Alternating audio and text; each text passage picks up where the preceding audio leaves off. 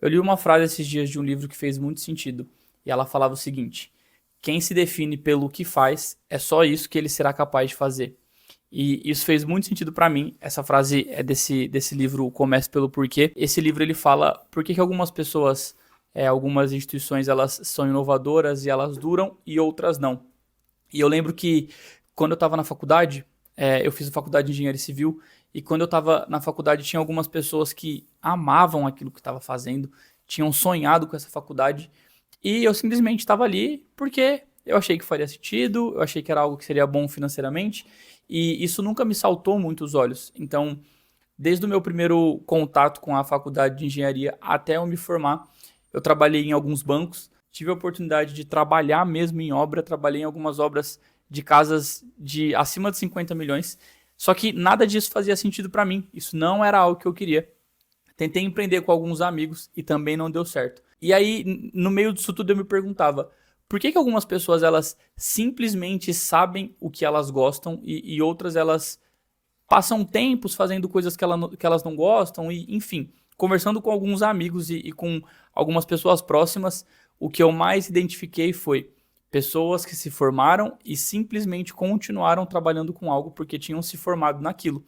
E isso para mim nunca fez sentido. Eu lembro que no terceiro ano da faculdade, eu quis muito largar para fazer publicidade e propaganda. E acabei decidindo não fazer isso, porque afinal faltavam só 2 anos e aquilo era o que eu já fazia.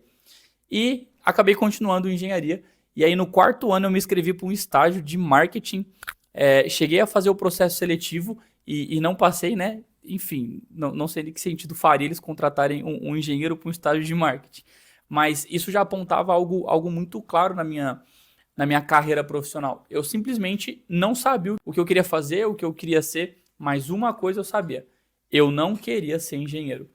E no meio disso tudo, eu sempre tive contato com rede social, trabalhei na igreja por um tempo, ajudando as mídias sociais do grupo de jovens, e nesse processo eu comecei a encontrar algumas pessoas que eram bons profissionais, tinham bons estudos, alguns tinham feito faculdades fora do país, tinham feito cursos fora do país, e simplesmente não conseguiam se posicionar e perdiam espaço de mercado para pessoas ruins, pessoas que mentiam, pessoas que só pareciam ser. E aqui já vou até abrir um parênteses. O ditado de pareça ser até que você seja, eu acho isso uma das maiores mentiras que foi ensinada, porque isso construiu uma geração de profissional que finge muito mais do que se torna.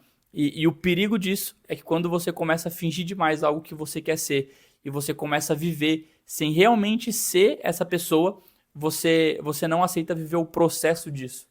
E eu encontrei alguma dessas pessoas que tinham vivido o processo, mas elas não pareciam. E eu simplesmente decidi ajudar.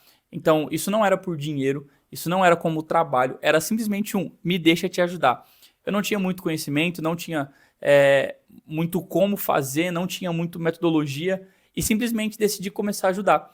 E tentei ajudar alguns familiares próximos, tentei ajudar alguns amigos, até que um conhecido meu da época da faculdade, que também cursou engenharia civil comigo e abriu mão, porque ele também não se viu nisso, ele me chamou e falou: Piva, tenho visto que você está ajudando algumas pessoas a criar conteúdo e tal, quer vir trabalhar comigo? E aí eu prestei o meu primeiro serviço como criador de conteúdo para negócios e para experts.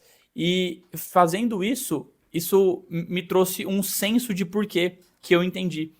Eu já buscava ajudar pessoas sem receber nada em troca. Eu já queria ajudar pessoas a se comunicar, a transmitir uma mensagem de uma forma que fosse coerente com o valor daquela pessoa, que fizesse sentido com a entrega dela.